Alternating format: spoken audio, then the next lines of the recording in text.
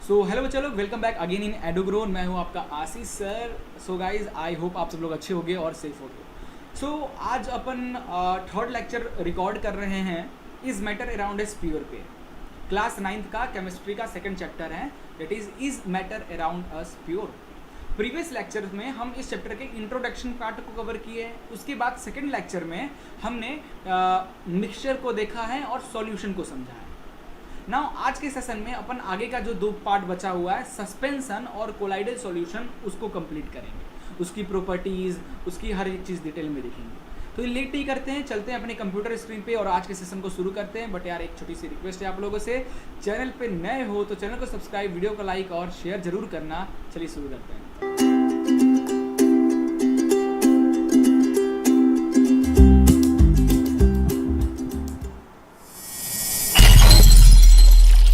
तो यार स्टार्ट करते हैं सस्पेंशन से, है ना।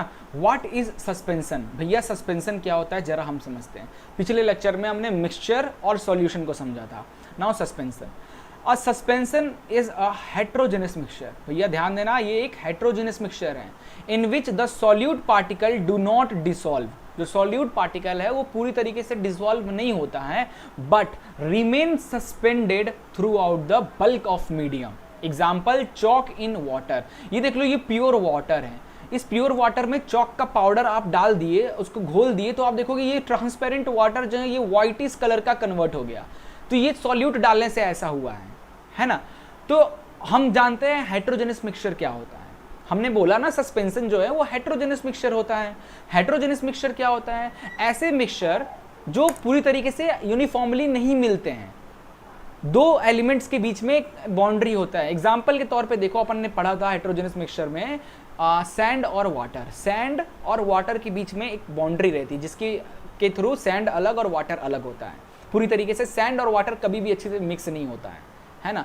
So sand and water are the example of heterogeneous mixture. उसी तरीके से हमारा जो चॉक वाटर है ये भी हमारा हेट्रोजेनस और मिक्सचर है, जिसे अपन सस्पेंशन भी कहते हैं। थोड़ी देर के लिए तो घुल गया, है ना, आपने डाला थोड़ी देर के लिए तो ये घुल गया, बट नॉट टोटली। जैसे आप कुछ देर के लिए छोड़ोगे, वापस से जितने चॉक है वो नीचे की ओर सेटल डाउन हो जाएंगे, नीचे की ओर आपको दिखेंगे। ठीक है, चाहो तो ये एक्सपेरिमेंट अपने घर में करके देख लो। शीशे के ग्लास लो, पानी लो, चॉक पाउडर डालो और मस्त घोल दो। उसके बाद कुछ देर रख दो, देखोगे सारा का सारा जो चॉक पाउडर है वो नीचे आ जाएगा। चॉक पाउडर नहीं है तो पाउडर है, मम्मी का पाउडर चुरा लाओ और मस्त घोल दो, है ना। फिर थोड़ी देर बाद देखो सारे पाउडर्स नीचे सेटल डाउन दिखेंगे, है ना। वो मिल नहीं सकते ना उससे पूरी तरीके से, है ना। सो कुछ ये हो गया सस्पेंशन। प्रॉपर्टीज ऑफ सस्पेंशन की कुछ प्रॉपर्टीज को देख लेते हैं। पहली प्रॉपर्टी है कि भाई ये हेट्रोजेनस मिक्सचर होता है, ये हमें क्लियर हो गया। Particle of suspension are visible to the naked eye, क्योंकि जैसे कि हमें ये दिख रहा है। So the particle of suspension is visible by the naked eye. क्यों? क्योंकि यार इसके पार्टिकल की साइज थोड़ी बड़ी होती है। साइज ऑफ पार्टिकल जो होता है ग्रेटर देन 100 नैनोमीटर। 100 नैनोमीटर से बड़ा होता है पार्टिकल की साइज, इसीलिए तो हमें आंखों से अच्छे से दिख जाता है। Now it is unstable mixture. ये जो मिक्सचर है वो अनस्टेबल होता है। अनस्टेबल मिक्सचर यानी, स्टेबल मिक्सचर का यानी आप वो पूरी तरीके से घुल गया और कितने दिन के लिए छोड़ दो वो कभी भी सेटल डाउन नहीं होगा, अलग अलग नहीं होगा।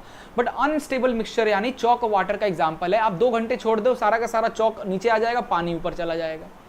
तो because of why? Because of unstable nature, instability के कारण। ठीक है, solute settle down at the bottom over period of time.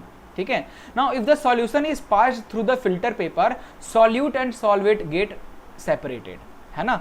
आप एक फिल्टर पेपर लो, फिल्टर पेपर में जब आप ये वाटर और चॉक का पाउडर आप डालोगे तो क्योंकि इसकी साइज जो होती है 100 नैनोमीटर से ज़्यादा होती है ना। और जो फिल्टर पेपर जो होता है ना, उसकी जो गैप्स होती हैं, जो पोर्स होते हैं, वो लगभग 50 नैनोमीटर के आसपास रहता है। ठीक है, तो ये क्या होता है, छान देता है आपके सॉल्ट। ये देखो यहाँ पे क्या है, ये रेसिड्यूज, यानी ये आपका चॉक पाउडर यहाँ इकट्ठा हो जाएगा और नीचे आपके सारे का सारा पानी आ जाएगा। फिल्टर पेपर में, फिल्टर पेपर की हेल्प से आप इजीली दोनों को सेपरेट कर सकते हैं। ठीक है, और आखिरी है, it scatters light when light is passed through the solution, मतलब it show a Tyndall effect. Tyndall effect को अपन पिछली लेक्चर में बहुत अच्छी तरीके से डिस्कस किया था। जैसे टिंडल इफेक्ट क्या होता है, एग्जांपल से एक बार फिर से समझ लेते हैं। देखो, आप याद करो, आप कभी ऐसे किसी अंधेरे रूम में कभी ना कभी तो जरूर गए होगे और कहीं कोने से लाइट आ रही होगी। तो रूम में डस्ट पार्टिकल हैं, डस्ट पार्टिकल की वजह से आपको लाइट की एक पूरी की पूरी रेस दिखती हैं। आप नॉर्मली अपना टॉर्च लो, अपने कहीं भी मारो तो आपको टॉर्च जहां पे मार रहे हो चलो वो तो दिखेगा, बट जो टॉर्च की जो लाइट की जो रे है ना, रे नहीं दिखेंगे, क्योंकि पार्टिकल्स वहां पे है नहीं, एयर है, एयर के पार्टिकल्स छोटे छोटे होते तो नहीं दिख रहा है। बट थोड़ा सा पाउडर लो और वहां पे इस तरीके से छिड़क दो, है ना, ऐसे पाउडर कर दो, तो पाउडर के पार्टिकल्स बड़े होते हैं तो आसपास पाउडर्स आपको दिखने लगेंगे। यानी क्या है कि अगर टॉर्च की लाइट लो, टॉर्च की लाइट निकल रही तो ये पाथ आपको नहीं विजिबल करेगा, है ना। यहीं पे आप पाउडर के डाल दोगे तो आप पाउडर के पार्टिकल्स बड़े बड़े होते हैं, तो पार्टिकल से क्या होगा, लाइट रिफ्लेक्ट करेगा, जिसकी वजह से आपको इस तरीके से पाथ बनती हुई इस तरीके से पाथ दिखने लगती है, इस तरीके से लाइट की जो है एक पाथ दिखने लगती है, बिकॉज ऑफ पार्टिकल से रिफ्लेक्शन की वजह से, स्कैटरिंग होने की वजह से, ठीक है। तो यही सी को कहते हैं टिंडल इफेक्ट। तो हमें पता है कि जो सस्पेंशन के जो पार्टिकल्स होते हैं वो 100 नैनोमीटर से भी बड़े होते हैं, तो जाहिर सी बात है यहाँ पे हमें स्कैटरिंग दिखेगा। तो देखो सॉल्यूशन के जो पार्टिकल्स होते हैं वो 1 नैनोमीटर के होते हैं, बहुत छोटे होते हैं। तो आपको यहाँ पे लाइट मारा मैंने, तो देखो लाइट की यहाँ पे रेज नहीं दिख रही है ना लाइट की रेज, बिकॉज पार्टिकल की साइज छोटी है। वहीं सस्पेंशन देखो, सस्पेंशन में पार्टिकल्स बड़े बड़े होते हैं, इसमें देखो लाइट की रेज, हल्की हल्की लाइट की रेज आपको दिख रही होगी पार्टिकल से स्कैटरिंग होने की वजह से, है ना। ये कुछ प्रॉपर्टीज थे हमारे सस्पेंशन के। आगे चलते हैं, स्टार्ट करते हैं कोलाइडल सॉल्यूशन क्या होता है इसको देखते हैं। तो देखो यार, colloidal solution is also a heterogeneous mixture. ये भी एक हेट्रोजेनस मिक्सचर ही होता है, in which the size of particle lies between the true solution and suspension, ठीक है। जो कोलाइडल सॉल्यूशन होता है वो भी हेट्रोजेनस मिक्सचर ही कहलाता है। बस इसमें क्या है कि इसमें जो पार्टिकल्स जो होते हैं ना, कोलाइडल सॉल्यूशन के जो पार्टिकल्स होते हैं, वो जो हमने पढ़ा था मिक्सचर पढ़ा था ना, जो सॉल्यूशन पढ़ा था, सॉल्यूशन और सस्पेंशन जो पढ़ा उनके बीच का, देखो सॉल्यूशन जो होता है, सॉल्यूशन की जो पार्टिकल की साइज होते हैं, सॉल्यूशन का पार्टिकल का साइज हमने पढ़ा था 1 नैनोमीटर, और हमने सस्पेंशन पढ़ा अभी जस्ट, सस्पेंशन के पार्टिकल की साइज होती है 100 नैनोमीटर से ज्यादा, 100, है ना। नाउ अब आता है कोलाइडल सॉल्यूशन जो होता है, इसके पार्टिकल की जो साइज होती है 1 नैनोमीटर से 100 नैनोमीटर के बीच में रहती है पार्टिकल की साइज। तो ये भी जाहिर सी बात है, पार्टिकल्स इसमें भी कुछ बड़े होंगे तो ये भी टिंडल इफेक्ट शो करेगा। तो आप ये फिगर देख सकते हो, कोलाइडल सॉल्यूशन में भी आपको ये लाइट की रेस दिख रही है, क्योंकि पार्टिकल्स बड़े हैं तो टिंडल इफेक्ट शो करेगा, है ना। Now colloidal particle can easily scatter a beam of visible light and this phenomenon is called Tyndall effect। अपन ने ऑलरेडी डिस्कस कर लिया Tyndall effect क्या होता है। Now properties of colloidal solution की properties को जरा देखते हैं। The particle of colloid can't be seen by naked eyes individually, है ना। अब जो देखो मैंने क्या बोला, जो पार्टिकल की साइज होती है 1 नैनोमीटर से 100 नैनोमीटर के बीच में होती है ना। तो जो 99 या 90 नैनोमीटर या 95 नैनोमीटर के जो पार्टिकल्स है वो तो आपको नेकेड आई से दिख जाएंगे, बट जो 2 mm के हैं, 2 नैनोमीटर के हैं, 3 नैनोमीटर के हैं, 4 नैनोमीटर के हैं, 10 नैनोमीटर के हैं, वो पार्टिकल्स आपको इजीली आंखों से नहीं दिखेंगे, उसके लिए आपको माइक्रोस्कोप की जरूरत पड़ेगी, है ना। तो ये पहली प्रॉपर्टी है। It is a heterogeneous mixture होता है, दस solute and solvent can't separate by the filter paper. अब 100 नैनोमीटर से, है ना, 100 नैनोमीटर से इसके पार्टिकल कम साइज के होते हैं, तो फिल्टर पेपर से ये इजीली क्या होते हैं, छन नहीं पाते हैं, है ना। ऐसा समझ लो कि फिल्टर पेपर के भी जो गैप्स होते हैं ना, वो मान लो कि 100 नैनोमीटर, है ना। 100 नैनोमीटर से ऊपर के पार्टिकल हैं तो क्या होंगे, सेपरेट हो पाएंगे। 100 नैनोमीटर से छोटे के पार्टिकल हैं तो वो चले जाएंगे, ये फिल्टर नहीं होंगे, है ना। Now size of particle is smaller than suspension but greater than solution. It means 1 nanometer से 100 नैनोमीटर के बीच में इसका साइज, पार्टिकल का साइज ही रहता है। Now it is a stable mixture. अब यही तो एक खासियत है कोलाइडल सॉल्यूशन में, ये स्टेबल होता है। एक बार अगर मिक्स हो गया तो दोबारा सेटल डाउन नहीं होगा, जैसे सस्पेंशन में हो रहा था, यहाँ नहीं होगा। Particle do not settle down at the bottom over a period of time, ठीक है। Now they do not settle down when left undisturbed, which means colloid is quite stable। colloidal solution are quite stable। ये कुछ colloidal solution के properties थे। चलिए आगे चलते हैं। Now कुछ कॉमन एग्जाम्पल है डे टू डे लाइफ में कोलाइडल सॉल्यूशन का, ठीक है। कोलाइड्स का कुछ कॉमन एग्जाम्पल है जो डे टू डे लाइफ में आपको ये दिखता ही है।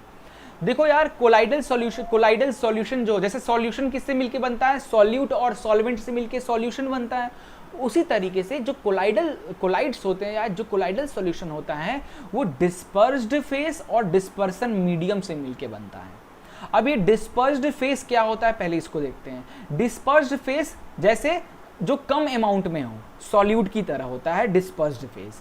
द सॉल्यूट लाइक कंपोनेंट और the dispersed particle in a colloid forms a dispersed phase. वहीं जो ज्यादा अमाउंट में रहता है लाइक सॉल्वेंट की तरह, उसे अपन डिस्पर्सिंग मीडियम कहते हैं। The component in which the dispersed phase is suspended is known as dispersing medium. ठीक है, colloids are classified according to the state, like solid, liquid और गैस। स्टेट के अकॉर्डिंग कोलाइड को अपन डिस्ट्रीब्यूट करते हैं of the dispersing medium and dispersed phase. कुछ example आपकी बुक में दिया रहेगा। एग्जाम ये यहाँ से क्वेश्चन बनता है एमसीक्यू में कि जो फॉग है, फॉग है ना, फॉग क्या है, या क्लाउड क्या है, या मिस्ट क्या है, ये सब क्या है, ये सब कोलाइड्स हैं। तो ये कोलाइड्स में डिस्पर्स्ड फेज क्या है और डिस्पर्सन मीडियम क्या है, भैया बताओ, एमसीक्यू में आ जाता है। तो जो फॉग है, फॉग जो मतलब हमारा एयर है, आसपास हमारे एयर बहुत ज्यादा है, तो एयर जो है वो क्या है, वो डिस्पर्सिंग मीडियम हो जाएगा। एयर जो है यानी गैस जो है वो डिस्पर्सिंग मीडियम हो जाएगा। अब फॉग कब बनता है, जब हमारे एयर में वाटर के जो मॉलिक्यूल्स आके फॉग में हम एयर में इकट्ठा हो जाते हैं। उसकी वजह से क्या होता है, वाटर मॉलिक्यूल्स आने की वजह से हमें थोड़ा सा फॉगी महसूस होने लगता है। अब देखो ना, अब ठंड के टाइम में जब कुहासा या फॉग होता है, आप थोड़ी देर हाथ ऐसे रखो तो आपके ऊपर वाटर के ड्रॉपलेट्स आ जाते हैं, है ना। क्यों? क्योंकि एयर में वाटर मॉलिक्यूल्स का ज्यादा ऐड होना, that is the fog creation. उसी तरह क्लाउड भी एक गैस है ना। क्लाउड गैस ज्यादा होता है, उसमें पानी के मॉलिक्यूल्स इकट्ठा हो जाते हैं तो बन जाता है क्लाउड। गैस में पानी बहुत ज्यादा इकट्ठा हो जाता है तो बन जाता है क्लाउड। और जैसे उसकी वॉल्यूम और बढ़ती है, फिर वो जो गैस है उस पानी को नहीं संभाल पाता है और वो पानी नीचे की ओर गिरने लगती है, जो आप रेनफॉल आपको देखने को मिलता है। तो जो गैस है ज्यादा रहता है, आसपास भरा ही भरा है, दैट इज डिस्पर्सिंग मीडियम। और उसमें क्या आया है, उसमें लिक्विड आया है, लिक्विड यानी वाटर के मॉलिक्यूल्स उसमें आया है, that is the dispersed phase, जो कि कम अमाउंट में। Now smoke, automobile exhaust, automobile से जो गैस, आप बाइक चलाते हो पीछे से एग्जॉस्ट जो काला काला धुआं निकलता है, वो क्या है, गैस है। उसमें गैस ज्यादा है और उसमें सॉलिड कार्बन के छोटे छोटे सॉलिड पार्टिकल्स होते हैं। तो कार्बन के पार्टिकल्स कम होते हैं और गैस तो बहुत ज्यादा होता है। तो gas is dispersing medium and solid is a dispersed phase. ठीक है, तो ये कुछ एग्जांपल है यार, याद रखना इन सबको। अगला है सेविंग क्रीम। अब जो सेविंग क्रीम आप लगाते हो दाढ़ी बनाने के लिए, तो भाई सेविंग क्रीम में लिक्विड ज्यादा होता है और गैस कम होता है। लिक्विड ज्यादा होता है, गैस कम होता है, तभी तो वो जब फोम की तरह निकलता है ना। लिक्विड और फोम में डिफरेंस है। तो उसमें फोम की तरह कोई चीज निकल रहा है, मतलब उसमें लिक्विड और गैस भी उसमें ऐड है, तभी तो उसमें बबल्स बनते हैं और वो थोड़ा सा स्मूथली टाइप का रहता है ना। सो गैस उसमें कम होता है तो डिस्पर्स्ड फेस, लिक्विड ज्यादा होता है तो डिस्पर्सिंग मीडियम। मिल्क की बात करें, फेस क्रीम की बात करें, तो मिल्क या फेस क्रीम में liquid is a dispersing medium and liquid is a dispersing. Milk में क्या रहता है भाई, मिल्क की बात करें तो मिल्क में वाटर है, दैट इज लिक्विड। ठीक है, और उसमें जो फैट है, protein, that are also in liquid state. ठीक है, ये चलिए मिल्क ऑफ मैग्नीशिया या मड, इसमें लिक्विड जो है ज्यादा रहता है तो डिस्पर्सिंग मीडियम, और सॉलिड होता है, मड में सॉलिड होता है ना यार, गोबर ले लो, गोबर सॉलिड और थोड़ा लिक्विड का मिक्सचर है ना, लाइक दैट। नाउ फोम हो गया, रबर हो गया, स्पॉन्ज हो गया, स्पॉन्ज वगैरह, ये क्या सॉलिड होता है, डिस्पर्स सॉलिड ज्यादा होता है और इसमें थोड़ा बहुत गैस होता है, सॉलिड और गैस का mixture, that is foam, rubber, sponge, ये सब। ठीक है, जेली हो गया, जेली की बात करें, चीज की बात करें, बटर की बात करें, तो इसमें सॉलिड इज डिस्पर्सिंग ज्यादा होता है और लिक्विड इसमें कम होता है, so dispersed phase. Now coloured gems stone या मिल्की ग्लास की बात करें तो सॉलिड होता है ज्यादा तो डिस्पर्सिंग, और उसमें सॉलिड में सॉलिड, दैट इज डिस्पर्स्ड। ठीक है, चलिए ये हो गया कुछ कॉमन कोलाइड सॉल्यूशन के बारे में हमने डिस्कस कर लिया। ठीक है, तो यार आज का लेक्चर यहीं पे अपन खत्म करते हैं। हमने देखा सस्पेंशन क्या होता है, उसकी प्रॉपर्टीज, कोलाइडल सॉल्यूशन क्या होता है, उसकी प्रॉपर्टीज, कोलाइडल सॉल्यूशन, कोलाइड्स किससे मिलके बनते हैं, दैट इज डिस्पर्स्ड फेस और डिस्पर्सन मीडियम। ठीक है, और हमने कुछ बहुत सारे टाइप के कोलाइड्स को भी पढ़ा, ये बहुत इंपॉर्टेंट था। ठीक है, बस आज के लिए इतना ही। नेक्स्ट लेक्चर में अपन सेपरेशन ऑफ मिक्सचर स्टार्ट करेंगे। ठीक है, मिलते हैं नेक्स्ट वीडियो में, तब तक के लिए गुड बाय, टेक केयर और जय हिंद।